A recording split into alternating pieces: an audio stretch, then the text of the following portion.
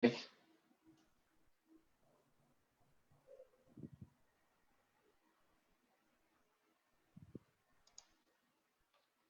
think we're good. Hello everyone! Welcome to Season 2 of Pulp Talk. Hello, kumusta na po kayo dyan? Buti po't nakasama kayo dito sa amin sa Pulp Talk 2.0. Magandang hapon po. Ngayon po, in this season, si Father Jigs will guide us as we learn and know more about our faith. Diba, Father? Yes.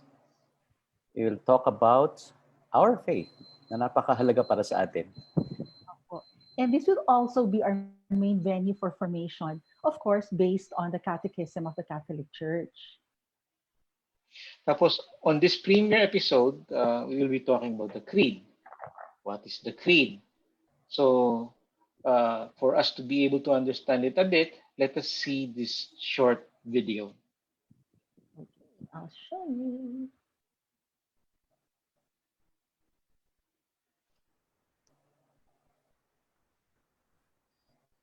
Okay. Sharing lang yung screen. Yan. I'm gonna share the screen. We have to memorize the Nicene Creed. Oops, wait What's the lang. Nicene Creed? Why do we recite the creed? Ulit. What is a creed and why do we have them? Okay, I'm gonna share the screen now.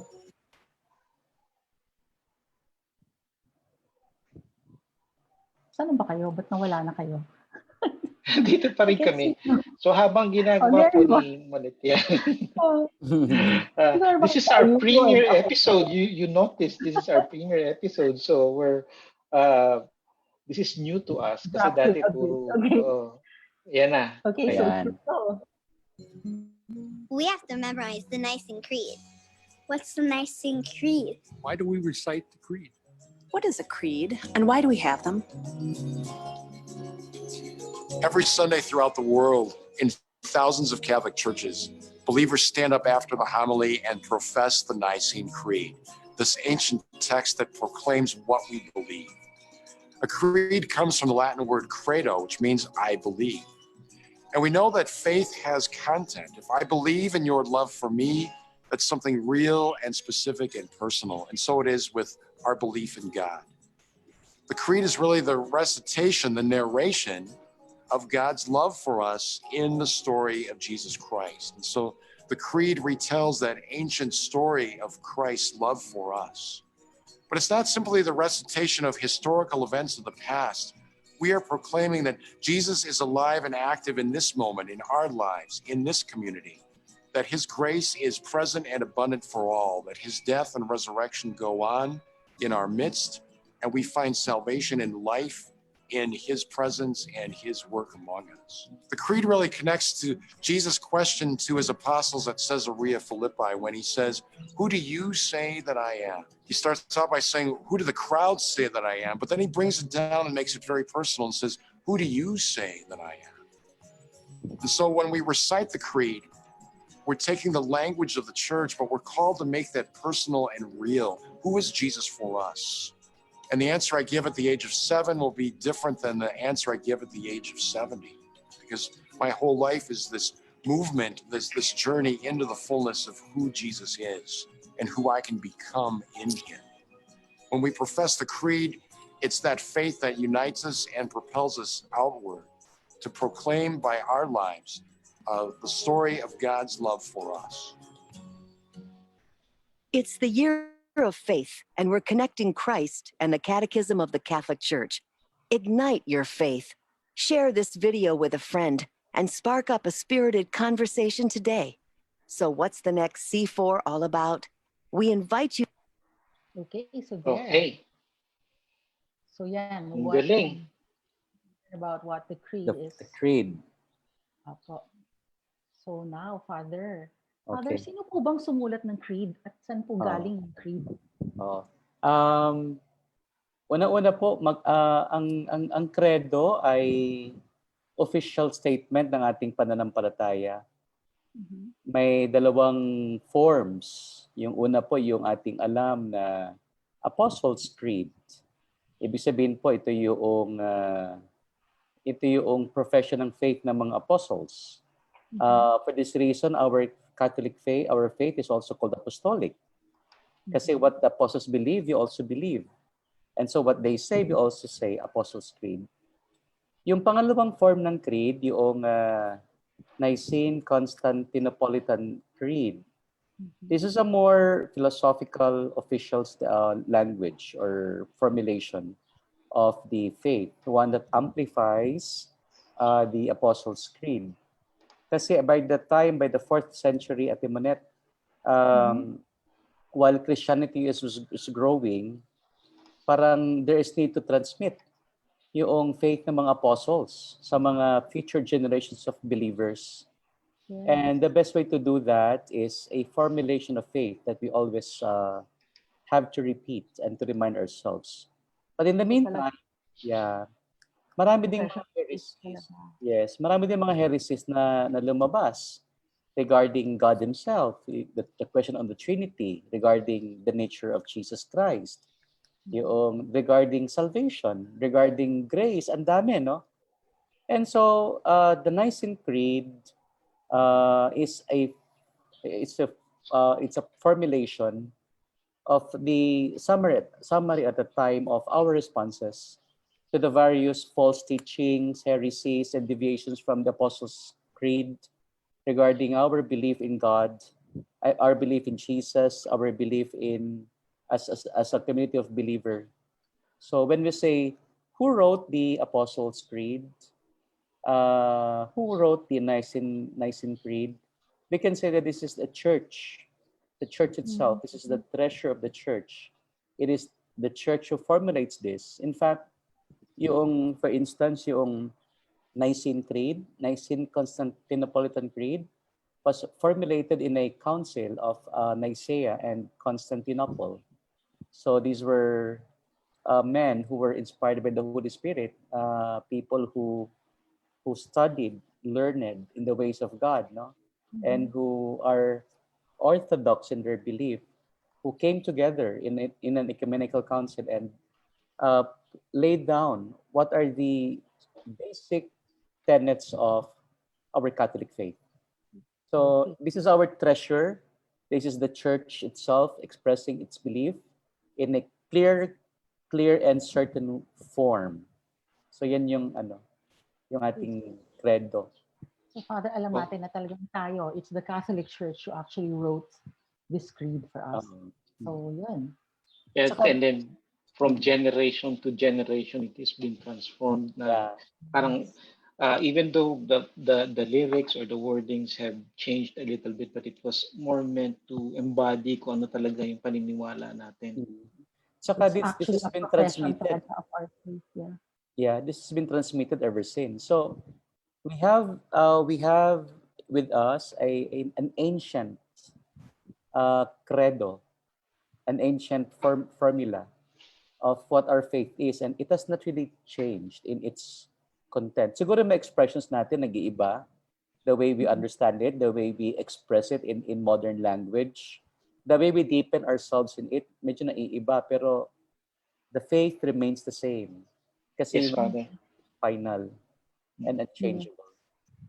Kasi Father, ang tingin ko lang, pag nagsisimba tayo, tapos pag sinabi na nung pare, I believe in God, no, the tendency is for people to be able to blurt it out with, okay, fine, it's memorized, no, nasasabi natin, but do we really understand what it means? Do we have it in our heart to, when we say it? Kasi parang, kumbaga sa mga tao yan, pag nagpapanatang makabayan tayo, nung nasa eskwela tayo, di ba? No, ginagawa natin yan. During the Mass, this is, our belief, this is our profession, sinasabi natin na naniniwala ako na ito. But sa paniniwala bang yan, naiintindihan natin yung mga sinasabi natin.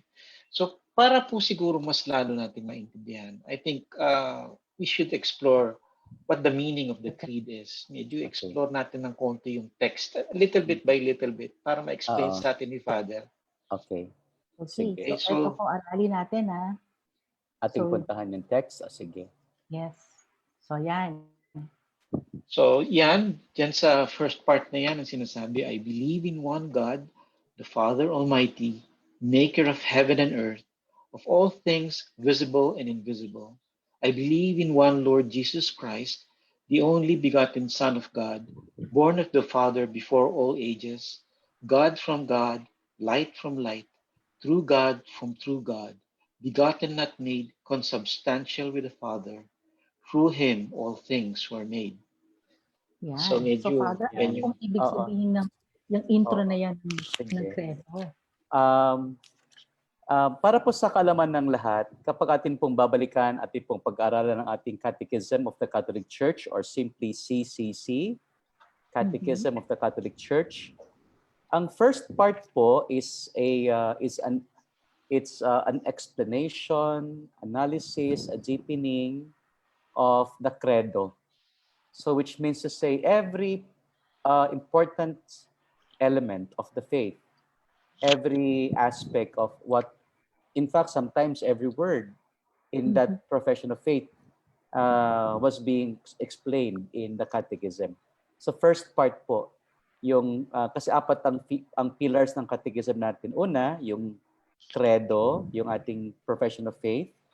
Pangalawa po yung celebration of the Christian mystery. Pinapaliwanag yung seven sacraments. Yung pangatlong pillar po ay life in Christ, morality. And what is it about? The Ten Commandments. And in the last part of the catechism, the fourth pillar is it's called Christian prayer. And what is our basic prayer? The Lord's Prayer. Pinapaliwanag yun isa-isa. Okay, so let's Ate Manat, do you have question? Yes, Father. Yan po yung magiging natin, outline ng episode guide natin. Sige, yeah. Nakabase po tayo sa Catechism of the Catholic Church. Yes. Okay, so kapag atin pong iisa-isahin yung credo natin, this is what we're going to find. First is our belief in the Holy Trinity. I believe in God. I believe in Jesus Christ. I believe in the Holy Spirit. Ayan. And then we also believe in the Holy Catholic Church. We believe in the communion of saints. Tayo yun, saints. And then we believe in resurrection and eternal life. So ating isa-isahin, maybe we can go back to that. Sige. Sige, ipaliwanag ko na lang. Yung, ang unang tanong actually, ang tao ba, do we have the capacity to know God? Yan ang unang diniscuss ng catechism. Sa palagay ba natin, tayo, tao, bilang nagkasala, fallen nature, can we really know God? Or is it possible that we are just being deceived? Are we capable of knowledge of God? The answer is yes. And how was that? Because of revelation. Primarily because of revelation. But there are also other more basic basis for saying that we are capable of belief and therefore capable of faith. Ano yun? If you look at nature around you, you can see, di ba, ang ganda ng nature, yung the tiniest and the most vast expanse of the universe all speak of a creator. A creator. Because nothing happens by chance. Because nothing nothing made itself. Nothing cannot make itself. How do you say that?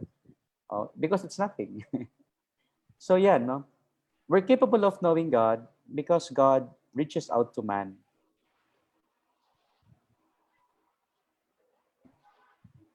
That's by the order of grace, revelation. By the order of nature, we can know God by means of the physical world, by means of man itself. If you look at man, yung tao, if you look at man, you will see an imprint of his creator. Ayan. And then lastly, by means of reason, logic. So faith in God is not illogical. It is in fact very logical. It is the most reasonable thing to do in faith in God, no? By the order of nature, ha. Kaya lang, nature alone is not sufficient to come to know the true God. Kasi di ba mayroong mga animistic religions, no? Mhm. Mga religions like alam mo Shintoism. Mhm. Shintoism just arise out of just from nowhere. Walang founder yan. So parang ganun. So yeah, man who is searching and longing for God uh, is capable of knowing God by the order of nature, but that would not be enough without the order of grace, and that is divine revelation. So what am I saying? You are capable of believing in the true God because of Jesus Christ, who came to reveal the true God to us. So yan po. Ngayon, sinasabi dito, I believe in one God. So one of the characteristics of God is unity. Of course, we say truth and beauty. But one of the most important characteristic of God is His unity. That God is not divided, that there is only one God. If He were to be the true God, the principle of everything, reason does not admit an existence of many forms of God. There's only one God. No? So isa lang talaga ang Diyos. Now, we call Him here the Father Almighty. Why do we call God Father? Why do we call God with this human category of Father? No? We have to go back to the faith of the Israelites. To the faith of the Israelites. They believe they know that God is the creator of everything. God is the source of everything. And therefore, being the source of everything, He's like Father, the origin of all things. Second, because their kings like David and Solomon call God as Father. And so they call God Yahweh, their Father, and Israel, their God's children, mga anak ng Diyos. So, meron siyang historical underpinnings yung Father. Mhm. And then also, because Jesus Christ reveals the Father. Di ba sa kanyang mga panalangin, He prays to the Father. I praise you, Father, Lord of heaven and earth. For although you have revealed these things, ano ba yun? Because you have not revealed these things to the wise and the learned, you have revealed them to little children. So Father, sa kanyang John 17, yung kanyang prayer to God, He calls Him Father, Abba. In fact, He gave us a very wonderful name for Father, and the word is Abba. Yung parang isang bata na tumatawag sa kanyang tatay in a very sweet and endearing way. So, would it be wrong to say, I believe in God, the Mother? According to this formulation, according to our historical experience of God, according to divine revelation, we do not formulate God to be as Mother. Although, God is beyond gender. Right? Genderless ang Diyos. Kasi ang gender has to do with us, tayong mga tao. Para sa ng gender, ang gender po for procreation. Yan ang purpose ng gender. For the proliferation of human beings, there has to be a male and a female who cooperate in bringing about a new life. No? So it would be heretical to say God is Mother, Almighty. Although, as we said, God is beyond gender, and God, if He were God, also has a tenderness like that of a mother. So yung kanyang mercy, yung kanyang love, yung kanyang compassion, which are characteristic of a mother, is also present in God. Ayan. So, ayan. Yes. The Father Almighty. When we say Almighty, there is no power above God's power. God is simply beyond everybody. So, ayan. I believe in God, the Father Almighty. Tapos, and here we say Maker of heaven and earth, of all things visible and invisible. Magandang ating na one of the contention of atheists why they do not believe in God is because they reject the very idea of a creator of heaven and earth, of everything. Yan ang kanilang unang nire-reject. Parang they look at the stars, the moon, and they could not find a maker for them. And that is why they could not say, there's God. But para sa atin, this is a given. We know that God made all these things. If you look at the very first story in Genesis, yung creation, very clearly, God created everything from nothing. Wala siyang material with which He created the heavens and the earth. Yung expression that there was void and water hovers, parang water and darkness, is an expression of nothing, that there was nothing at the beginning. But God created them. God created the universe out of His own creativity. This is what we mean by being creative. When you are creative in a proper sense, if you can create something out of nothing. And therefore, in the real sense, only God is creative. Only God is the creator.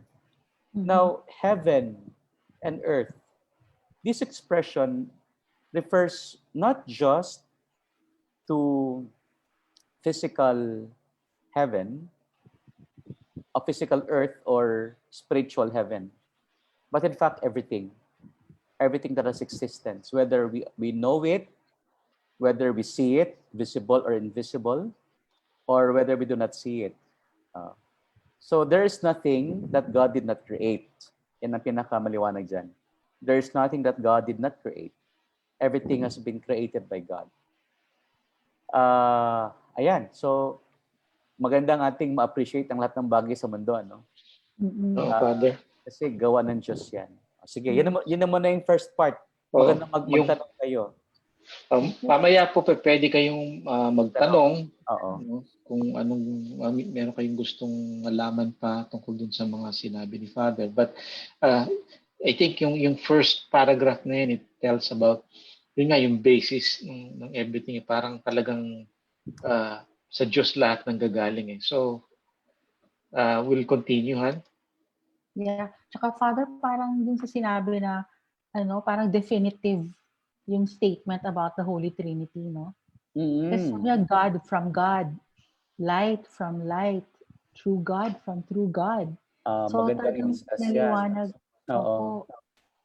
Kasi sa Apostles' Creed, hindi siya quinalify, no?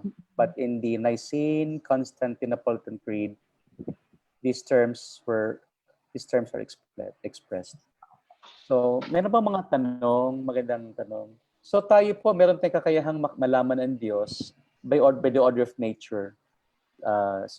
Physical world, man, if you look at man and reason. But also, this is aided by grace. In the order of grace, by revelation. Yung Diyos mismo ang nagpahayag ng kanyang sarili. Because if God did not reveal Himself, we may probably be worshiping different forms of God.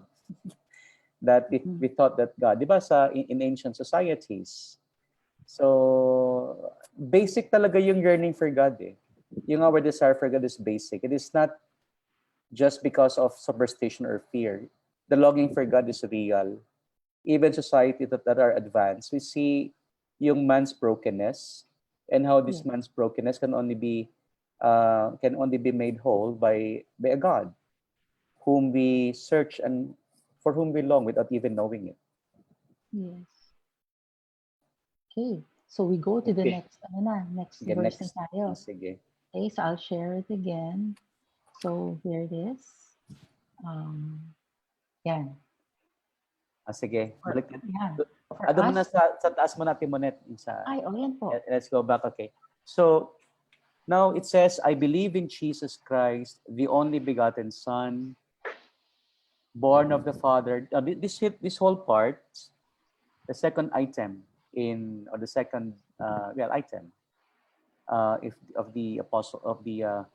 creed.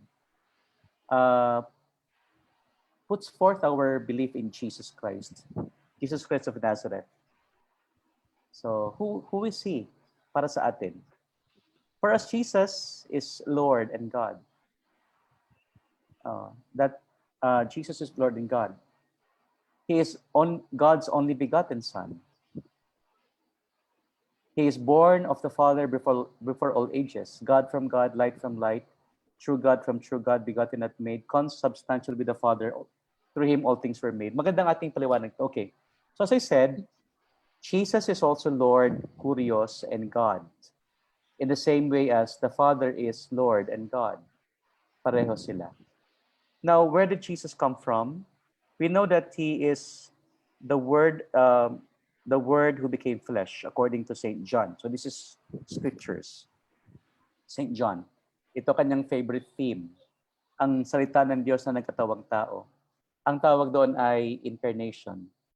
So, but before that, before he was incarnated, before He was born of man through the Blessed Virgin, Jesus had a pre-existence in eternity with the Father. So He was with the Father from the very beginning. He came down and took on human flesh. So meron siyang existence, eternal existence as God, at meron siyang temporal existence as man in the incarnation. No? So God becoming man. Magandang ating pag-isipang mabuti yon. Why did this God, who should have been, comfortable in heaven with the Father, why does He need to come down? And why did He choose that kind of way to become man? So ang ganda ng mystery ng incarnation. It is God becoming like the very creatures that He created. So we can say that incarnation is really humility. Now the expressions that follow describe really the divinity of the Lord Jesus, that He came from God by what we call by the word we use, begotten. God begot Him. So ang problema natin in terms of understanding the concept of begotten is our, again, human biases, our human limitations na tawag dito, wala, tapos nandoon kasi pinanganak. O parang ganon. Of course, Jesus had that also in the order of flesh, in the order of nature. He also had a beginning. But in the order of grace, He was really with God from eternity. So He was God from God, light from light, true God, no? Bakit ito sinabi true God from true God? There was a Arianism, Nestorianism. These are heresies at the time that says that Jesus was not God. That Jesus was not God, He was merely man. Ito yung minana ng mga iglesia ni Cristo ngayon. That's why we have to say He is God from God. True God from true God. Okay. Meron din nagsasabi na at the beginning, hindi siya talaga Diyos. But because of what He did, He was adopted by God and He became God. That is one of the heresies that that is being addressed in this formulation. Now, there are philosophical terms here. No, He was not made; He was begotten. Begotten means He is of God, the Father. And then He was consubstantial. Ito, pinaliwanag ko lang ito, di ba, yung in one of our Bible studies. So, what God is in His divinity, Jesus also is in His divinity. The same substance. Different persons, same substance. So what makes God God is what also makes Jesus God. God, yes. What makes the Father God is also what makes Jesus God. Same substance, sharing the same divinity. And then the last expression of our faith in Jesus is, through Him all things were made. We find this in St. Paul, that Jesus is the center of all creation. that God created everything through Jesus, and God created everything for Jesus. The Father created everything for Jesus. So everything, the Father was so pleased with the Son, and the Father, out of love for him, made creation for Jesus and will give creation to Jesus. So all things were made through him. Yes. Ayan. Okay. So, Sige. sa first na po tayo, Father. Oo. So, for us men and for our salvation, He came down from heaven and by the Holy Spirit was incarnate of the Virgin Mary and became man. Ito yung sasabi ko. Yung first part you notice, ito yung kanyang pre-existence, divine pre-existence, no? Yung this part refers to his to the incarnation, to him becoming man. So, and let's remember that in Jesus, there's one divine being, but he's the second person of the Trinity, but he has two natures. One nature is divine. He's begotten of God, light from light, God from God, true God from true God, begotten not made. Consubstantial with the Father. That's his divinity, divine nature. The second nature in Jesus is yung kanyang humanity. And this is where we find that humanity being expressed. So, for us men and for our salvation, He came down from heaven. Ito yung word becoming flesh. So, Father, bakit po tayo nagbabaw dito sa part na to? Oh, because it's a very solemn profession of our faith. Tama, no? Pag dumating sa ganito, nagbabaw tayo. Nagbabaw po tayo dito. Oo. So, we treat this with utmost reverence and respect. And then we know that He was conceived by the power of the Holy Spirit, and He became flesh in the womb of the Virgin Mary and then became man. So, ang ating ano rito, was there a human seed in order for Jesus to be born? The answer is no, because He was conceived by the Holy Spirit. Was there a human receptacle, a human being in whom he was conceived? Yes, and that was Mary. So, yeah, the Virgin Mary. So in the order of the flesh, parang whatever Jesus is that is from Mary. Yung lahat, 'di ba? Yung kanyang traits, yung kanyang probably physical appearance. Kasi wala lang siya ibang pagmamanahan, 'di ba? So everything has to be coming from that genes of the Blessed Mother. That is the mystery of the incarnation. Yeah. So when we bow, Father, sabi nga na napaka-importante ito. I think when we bow, we have to remember, we have to realize na He came down. The word salvation tells us a lot kasi He came down to save us. No? For a lot of people, we don't think about that anymore.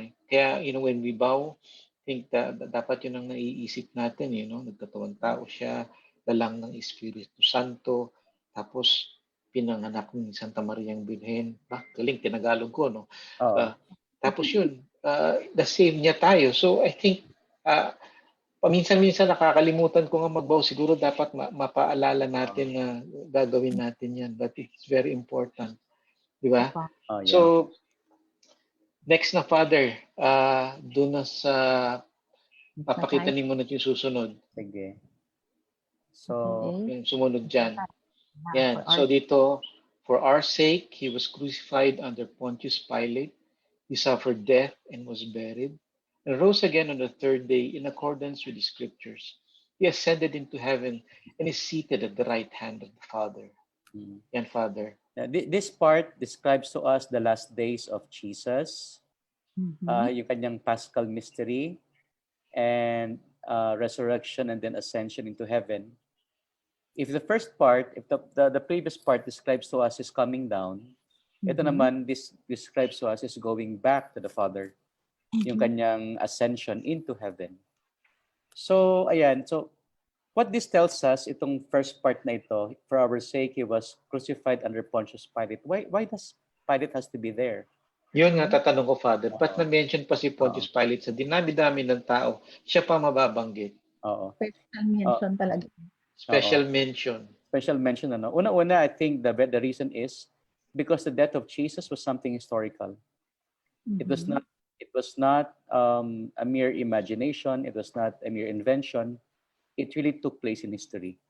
And to prove that, you have to associate that event with the governorship of Pilate.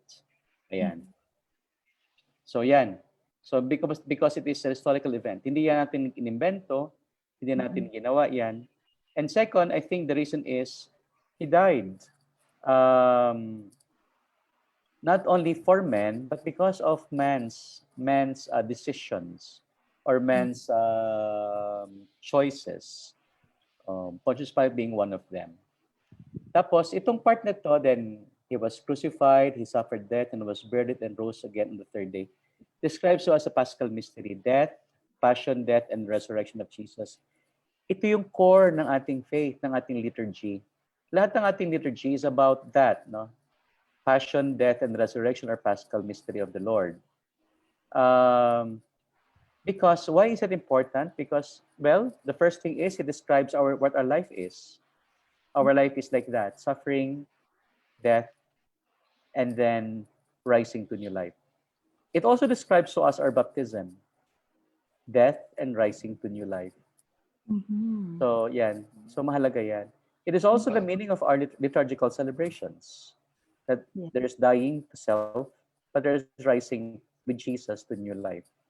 So mahalaga yung Paschal mystery na yan para sa atin. Ngayon, why do we say in accordance with the scriptures? For us to say that Jesus really was the promised Messiah of the Old Testament. Because if you were to be the true Messiah, whatever happened to him, whatever yung kanyang fate, was already prophesied in the Old Testament. That proves that he really is the real Messiah, because Father, in accordance with the scriptures. Pati nga yung kay Pontius Pilate, Father, I think deep inside he knew that Jesus was walang kasalanan si Jesus during that time na he handed out the sentence, but because it was more popular to do what the people were asking rather than kung ano yung talagang napupusuan niya. So, but in effect, he committed a sin of omission when he could have done something but he did not. Yeah. Totoo yun. Yan. Ang ganda, no? Naumpisahan natin na kung ano yung pinanggalingan ni Jesus. Tapos ngayon, napunta na tayo dito sa Paschal Mystery. So, tignan na natin yung next part ng creed natin. Okay? So, yeah. He will come again. Yes, Father. Go ahead. Go ahead. Oh, he will come again in glory to judge the living and the dead, and his kingdom will have no end. Ayan. This is connected with that statement doon sa isa, yung he has ascended into heaven. Ayan. Tapos he will come again in glory to judge the living and the dead. Ito yung concept natin ng yung parousia, the second coming of the Lord, which is actually also the final days or the last days. So the final days and the parousia are the same things because these two events will simultaneously take place. When the Lord comes, he will judge us, the living and the dead. Ito yung ang tawag dito final judgment or last days. I remember yung sa Sistine Chapel, yung kay Michelangelo. Tama, yung painter ng Sistine Chapel. Oo. Buonarroti, yun ang kanyang apelyido. Pinakita doon in a visual way what this in terms of words we profess. So yung mural na yon sa wall ng Sistine Chapel is how this is pictured or described in colors. So Jesus will be the judge. He will be the judge. He will separate the good and the bad, like separating goats from sheep or sheep from goats. Parang ganun, ano? And then everybody will stand before him. We can find this in the book of Revelation. Lahat tayo tatayo sa harapan niya, magsusulit kung ano yung ating ginawa, ano yung ating kasalanan, at ano yung ating mga mabuting ginawa. So that is called general judgment. But also, we must remember in our catechism, there's also what we call individual or personal judgment. Ano yun? Ito yung judgment nating mga tao when we die. So when we die, we receive our eternal punishment or vindication right after death. So wala na yung naglinger pa, nagmumulto pa sa mga kamag-anak, sa mga kaaway, wala na yon. That is not Christian Catholic belief, no?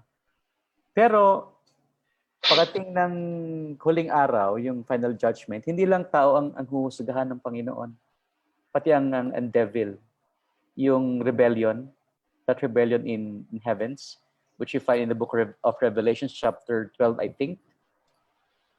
Those who, a third of the angels of heaven, di ba, followed, revolted against God. They will also be judged in the final judgment. Ngayon, hindi pa. So, final judgment, huhusgahan din sila. At yung mga taong buhay pa, pagdating ng araw na yon, huhusgahan din sila. Not only that, but all of creation, all that is will stand judgment before God. So, yun ang ibig sabihin yan, yung parousia, yung final judgment. So, our morality, this is connected with our morality, teaches us that human actions have eternal consequences, whether good or bad. Divine retribution. So, ganun. Hindi tayo kagaya nung paniniwala ng mga Buddhist, when they believe that the Buddhists who believe that there is merely reincarnation until you reach nirvana. That is not our faith. Wala tayong ganon, yung reincarnation. What we have is resurrection from the dead. And ayan, so we only live once in this life, and when we die, we shall be judged. And in the final days, everyone will be judged by the Lord. So yan, Father, pagdating yan, hindi na bawal judgmental. So talaga. Oo, hindi na bawal yun. Nung bata ako, iniisip ko ang judgment, ganito. Maganda, kasi syempre, we talk about it, no? Yung tinuruan ka ng katekismo. Para bang sinasabi kasi ng katekista, papakita sila ng mga ginawa mo, naging buhay mo sa mundo. Parang aking imagination nung araw, parang Betamax, may tape o ito. Jigs, Rosalinda. I-play, ito ang mga ginawa mo. Pero how is that going to be? I don't know. Okay, Father. So, tuloy na natin dun sa susunod, yung next part. Okay, basahin ko. Verse na tayo. Okay. I believe in the Holy Spirit, the Lord, the giver of life, who proceeds from the Father and the Son, who with the Father and the Son is adored and glorified, who has spoken through the prophets. Yeah. So now here we describe the third person of the Trinity, and we express our faith in him. The third person of the Trinity is called the Holy Spirit. He is Lord, the same way Jesus is Lord, Kurios. He is also God. But ito ang kanyang mission. He is life-giving, a life-giver, the giver of life. Siya yung nag-animate sa simbahan, sa bawat tao, sa mga mananampalataya. So this part that says who proceeds from the Father and the Son describes the origin of, quote-unquote, the origin of the Holy Spirit. Jesus is begotten. He is of God. And the Holy Spirit is procession from the Father and the Son. Ito yon, procession. So, I have a very graphic way of explaining it. Parang God, as if looks at himself in a mirror and see the image of his Son, which also God. Parang gano'n, ano? And out of love proceeds the love that exists between them. Is the heart, is the Holy Spirit. Parang gano'n. So a love so powerful that a person is created. This is an analogy. This is not perfect. Parang sa mag-asawa din, di ba? Sa sobrang pagmamahal sa bawat isa, a daughter, a son is also born. In the same way that the love, the overflowing love of the Father for the Son and the Son to the Father, caused the procession of the Holy Spirit, their love for one another. Well, Father, nabasa ko yung tungkol dyan, yung ang sabi, ano yung filioque, yung doctrine of the procession of the Holy Spirit from the Son as well as from the Father. And then, nabasa ko lang, Father. So, anyway, nabanggit nyo na nga yun. Yung sinasabi yung analogy, napakaganda, parang daling iintindihin yung umarap sa salamin ng Diyos, nakita ang anak, tas yung puso ng Holy Spirit nasa nandoon. So, tuloy na tayo, Han. Okay. Okay. So, na tayo sa next. Last part na ito, no? Ate Manette. Yes. Yan. Okay. This is the more practical things that we, of course, we believe in one holy Catholic and Apostolic Church. These are the characteristics of the church. It is one. It is, alam ba ninyo na yung, when we say Catholic Church, it doesn't just refer to the Roman Catholic Church. There are also Eastern Catholic churches who are Catholic, just like us, but not Roman. Ayan. Tapos, it is one. There is just one. We are not divided. Although meron iba't ibang mga traditions, rites, but because of our faith in God, which is expressed in the same way, no? So we are really one. Holy. Bakit holy? Because we're the body of Christ. And Christ is holy. Of course, the members are sinful. But the church as per se, in herself, because she is the bride of Christ and she is Christ's body, is holy. Ito yung apostolic, or Catholic, diba? Yung universal, yung si Catholic universal. Hindi siya pulo-pulo, no? Hindi siya parang confederates lang. Unlike the other Christian denominations or sects, no? Sila parang wala silang, they have autonomy, real autonomy, at the same time differences in terms of yung kanilang governance, in terms of kanilang teaching. Tayo, we are universal. Wherever you find a Catholic Church, you'll see the same elements of faith, even in the external form. Apostolic, because as I said, our faith is from the apostles, who are the witness of the resurrection, who are the companions of Jesus. I confess one baptism for the forgiveness of sins. This is baptism. We believe that this is the way to salvation, yung mabinyagan tayo. And this baptism erases yung what we call original sin. And even actual sin, sabi nila kapag adult na yung mga nabibinyagan. So we believe in the resurrection. Kanina sinabi ko na ito, no? We do not believe in reincarnation. We only live once and then our body resurrects to eternity. Yun nga lang, no? We can resurrect to life or we can resurrect to death. So, and then we believe in the life of the world to come. There's a world other than this world, the visible world. There's a world waiting for us, a world that the Father has created in heaven. Di ba sabi ni Jesus sa kanyang mga alagad, I am going to my Father, I'm going to prepare a place for you, and if I prepare a place for you, I will go back and take it to myself, so that where I am, you also may be. So that's our faith. We are not materialistic in the sense that we only believe in those that we see. We believe in, we're not pragmatic because we only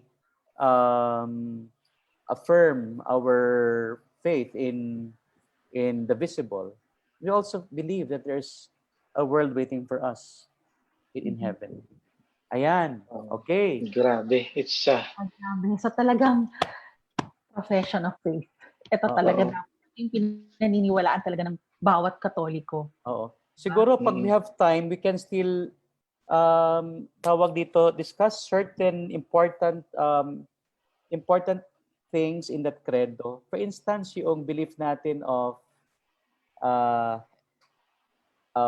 heaven, hell, and purgatory. Yan, maganda rin yan. Question nga po dito.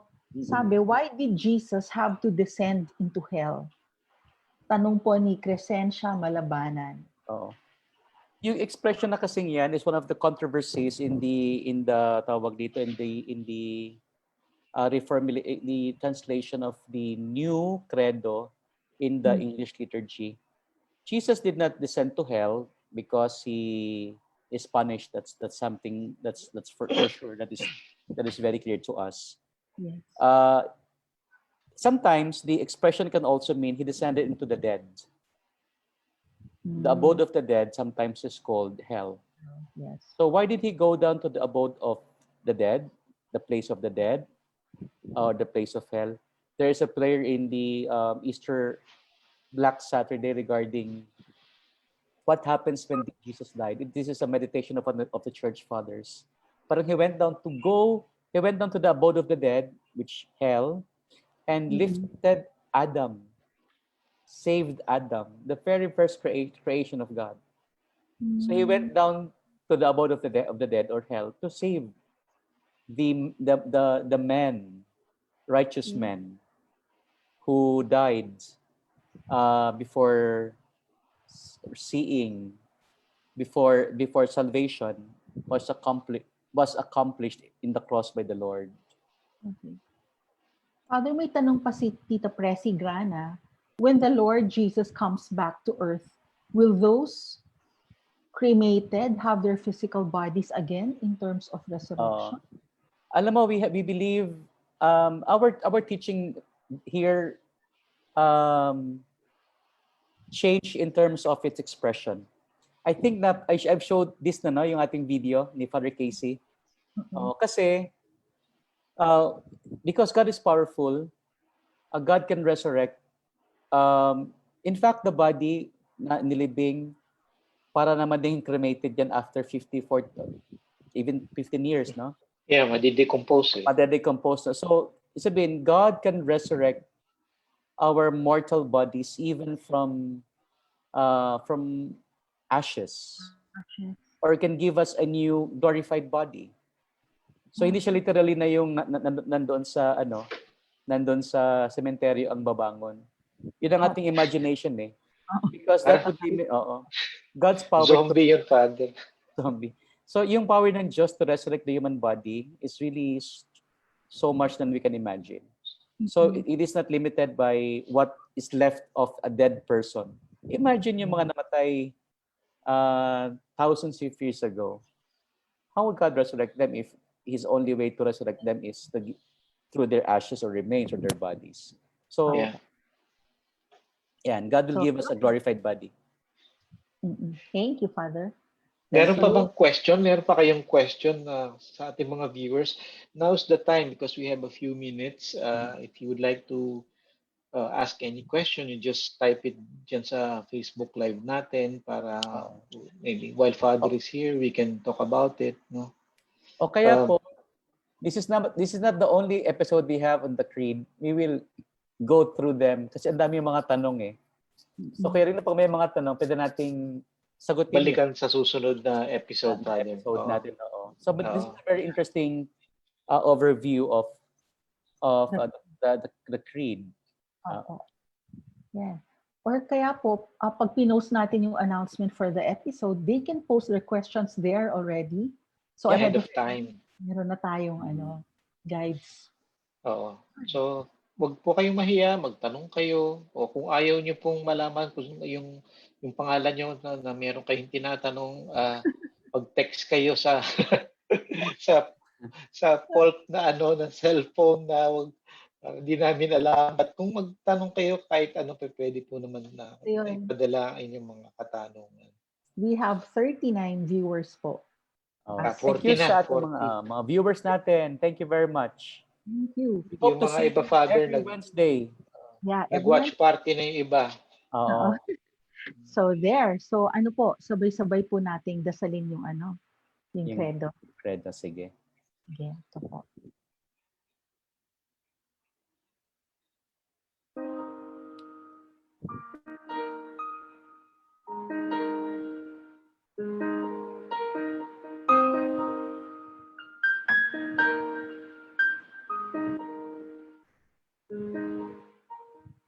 I believe in one God, the Father Almighty, maker of heaven and earth, of all things visible and invisible. I believe in one Lord, Jesus Christ, the only begotten Son of God, born of the Father before all ages, God from God, light from light, true God from true God, begotten, not made, consubstantial with the Father. Through him all things were made. For us men and for our salvation, he came down from heaven, and by the Holy Spirit was incarnate of the Virgin Mary and became man. For our sake, he was crucified under Pontius Pilate. He suffered death and was buried, and rose again on the third day, in accordance with the Scriptures. He ascended into heaven and is seated at the right hand of the Father. He will come again in glory to judge the living and the dead, and his kingdom will have no end. I believe in the Holy Spirit, the Lord, the giver of life, who proceeds from the Father and the Son, who with the Father and the Son is adored and glorified, who has spoken through the prophets. I believe in one holy, Catholic, and apostolic church. I confess one baptism for the forgiveness of sins, and I look forward to the resurrection of the dead and the life of the world to come. Amen. Amen.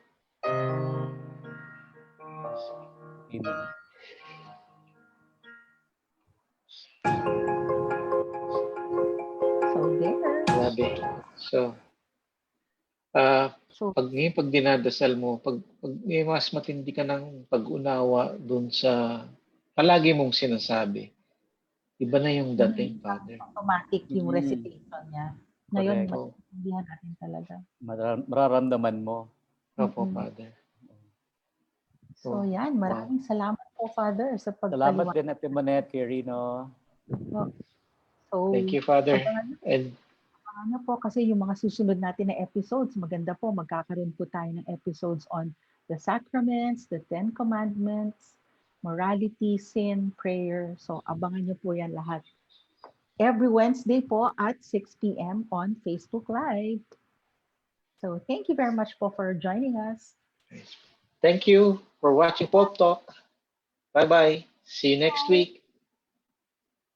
Thank you, Father. Thank you. Bye-bye. Bye-bye. See you again in a while. Bye. Yes. Sige, I'll just prepare myself.